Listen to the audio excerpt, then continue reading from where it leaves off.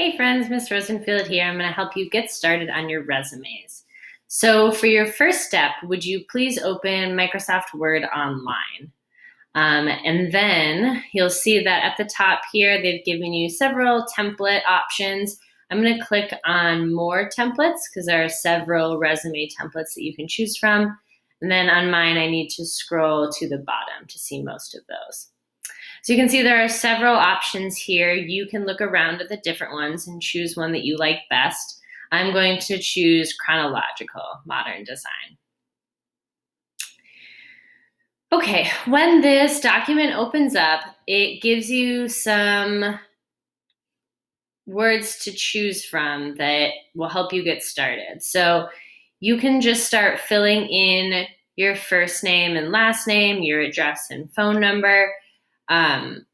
I'll start to give you an example, and most of this you can pretty much figure out on your own.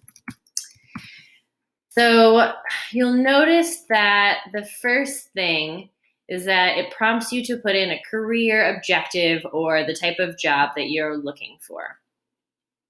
So right here in this section, I want you to think about what is your objective? What's your goal? So it might be to obtain a job in the service industry. Let's say you're hoping to wash dishes.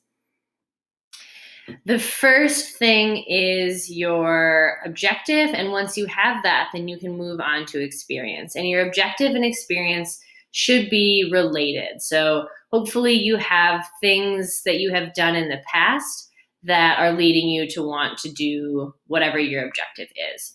So if you've ever worked in a restaurant before or maybe a hotel in town, then the first thing to do is to write those previous jobs you've had. Babysitting and family jobs totally count if you got paid for them, so include those too.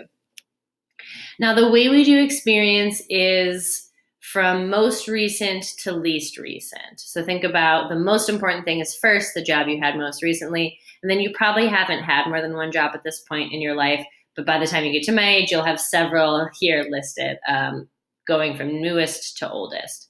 So under dates, you're going to write the date that you started, and try to be as specific as you can. If you don't remember exactly what day, that's fine. Month and year is very acceptable. Try to figure out what month it was, though, because just having year is a little bit vague. And then say when you finish that job, or if you're still at that job, you say to present.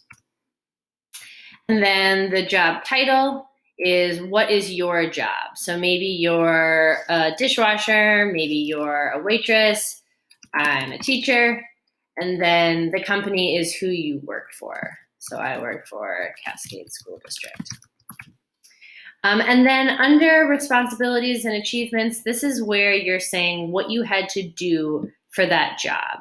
So if you had more than one responsibility, which you probably did, I might put this section in bullet points so that it is more organized and easier to look at. And I would always start with the most important thing first. So like I design instruction. And then moving down to less important things. So like if you serve on a committee. So what you're doing here is all the responsibilities you have at this job, from the most important to the least important. If you have a previous job before the one you have now, you can write that here. If you don't have any, if you've only had one job or no jobs, then you can just get rid of it, because it's better to take that space up in your resume with things that you have done than to worry about showing people that you don't have anything there and leaving it there. So get rid of it if you don't have it. So here's what it looks like so far. And then under education, you will probably only have one section because you are working on your high school diploma right now. So what you're going to say is high school diploma. That's what your goal is right now, what you're working towards. Diploma. And then Cascade High School. Up here, you're putting when you started. So you are probably a freshman. So you started in August of 2020 and you're going to 2024. Let's see, that would be June of 2024 is your anticipated graduation, which I'm sure you will graduate. Then, whatever you have to brag about with school, you put that underneath your school name, Cascade High School. So let's say you have a 3.5 GPA and you're proud of that. You might write that here. Let's say that you were in the art club. You might write that there. And then you would want to say September 2020 to present, let's say, is when, if you started the thing that you're talking about, and then when you stopped it, or if you're still doing it, it goes to present. So any awards you've gotten, anything you're proud of goes here under education.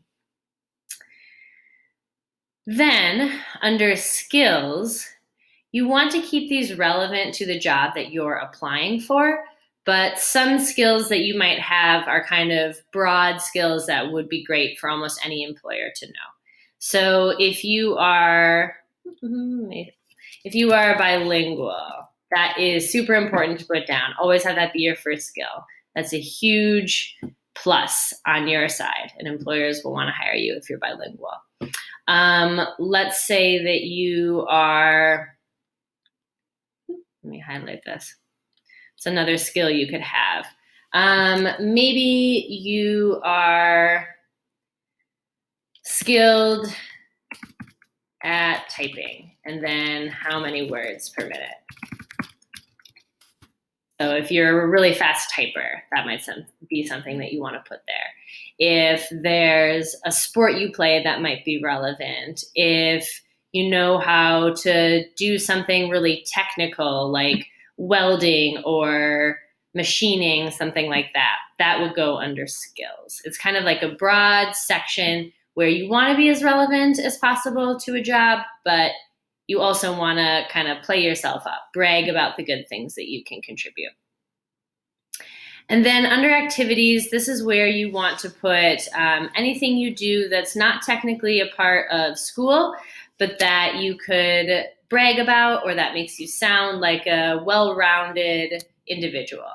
So if you belong to a church group, and you might write that here, the name of it, what kind of responsibilities or activities you do there, and how long you've been a part of that group. So that's not how you spell responsibilities. If you volunteer, where do you volunteer? How often? What do you do? So any other activities that don't fall under education or skills would go here. And this is really unique depending on who you are. So put anything there that you think makes you look good. I'm sure you have a lot of things. And this is the basic layout of your resume. So it's not going to be super full right now, probably because you're pretty young. But what you're going to do is have this for the future so that you can just continue adding to it. And you'll use this not only for applying to jobs, but for scholarships, to colleges, for awards, for pretty much anything that is professional, you're going to need a resume for. That is the basic layout, and good luck.